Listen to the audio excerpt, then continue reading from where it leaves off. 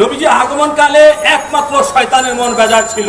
শয়তান যেমন কেতাবের নাম বলি, মাউরিদুর রাবি নামক কেতাবের নাম হচ্ছে মোল্লা আলী কারি, এবং 1 নম্বরে, 2 নম্বর হচ্ছে মাহাবালা দুনিয়া ইমাম কাস্তালুনির কেতাবে, 3 নম্বরে মাদারুন নবুয়্যতের কেতাবের মধ্যে আছে শয়তান তার সারা জীবনে 3 জায়গায় কাঁদছে। কয় জায়গায়?